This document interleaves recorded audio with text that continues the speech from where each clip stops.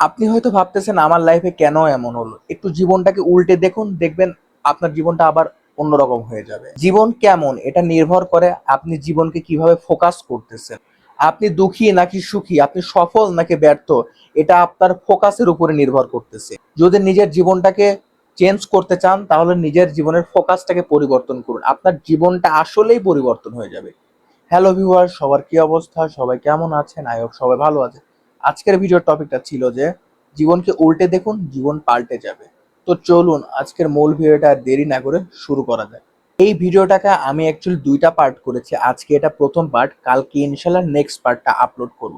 তো চলুন আজকের মূল ভিডিওটা আর দেরি না করে শুরু করা যাক। যেমন জীবন একটা মুদ্রার মতো, আজকে সফলতা কালকে ব্যর্থতা, আবার আজকে সুখ আবার কালকে খারাপ সময়। এভাবেই জীবনের অ্যাকচুয়ালি গঠনগুলো তৈরি হয়েছে।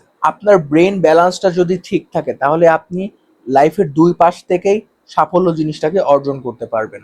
প্রতিটা জিনিসেরই কিন্তু অপর সাইড থাকে, যেমন ভালো মন্দ, হাজব্যান্ড ওয়াইফ, এটা আল্লাহ এক একটা আর একটা অস্তিত্ব হিসাবে দুনিয়াকে এভাবে অ্যাকচুয়ালি টিকিয়ে রাখছে। আপনি কি কখনো ওয়ান সাইডেড কয়েন বা ওয়ান সাইডেড মোবাইল ফোন এরকম কোনো কিছু কিন্তু আপনার লাইফে দেখতে পেয়েছেন?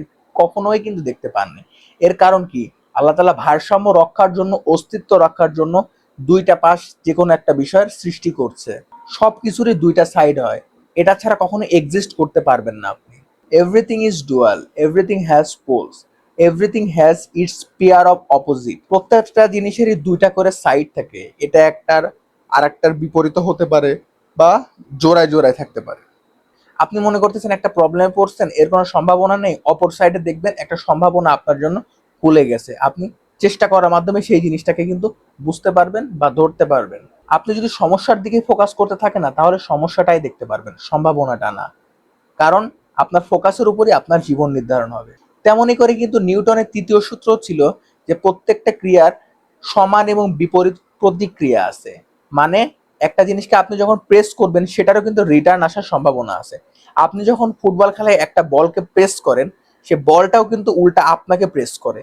দ্যাট মিনস মানে কি, প্রত্যেকটা জিনিসের জোড়ায় জোড়ায় সৃষ্টি হয়েছে। আপনি সেটা কাজ করলে সেটা ফিডব্যাক অবশ্যই পাবেন। আপনি একটা জায়গায় কাজ করতেছেন, সেখান থেকে কিন্তু রেভিনিউ বা মানি জেনারেট করতে পারবেন। এই নিউটনের এই সূত্র দ্বারা বোঝায় যে পৃথিবীতে ভারসাম্য ছাড়া কোনো কিছুই টিকে থাকতে পারে না। অন্যদিকে প্রযুক্তি দুনিয়ায় মাইক্রোসফট এবং অ্যাপেল এই দুইটাকে ফোকাস করে কিন্তু কম্পিটিশন করতেছে বা আগাচ্ছে কিন্তু সবাই। মাইক্রোসফট যখন অপারেটিং সিস্টেম নিয়ে আসলো, তখনই কিন্তু স্টিভ জবস আবার কি ম্যাক নিয়ে আসলো। তাহলে দুইজন দুইজনকে টেক্কা বা পারাপারি হওয়ার চেষ্টা করতেছে বা প্রতিযোগিতায় কে কাকে হারাইতে পারে, এরকমই একটা ব্যাপার। এদের মধ্যে কিন্তু একটা ভারসাম্য আছে। এটি কিন্তু একটা নেতিবাচক প্রতিযোগিতা, এটার পজিটিভ সাইডও আছে আবার নেগেটিভ সাইডও আছে। সাপোজ আপনি মনে করেন আপনি ব্যর্থ হয়েছেন, এটা মানে কি আপনার জীবন শেষ? ব্যর্থতা মানে শেষ হওয়া না, এটা একটা সাফল্যের আর একটা রূপ বা ধাপ, যেটা সাফল্যের কাছে আপনাকে নিয়ে যেতে সাহায্য করবে।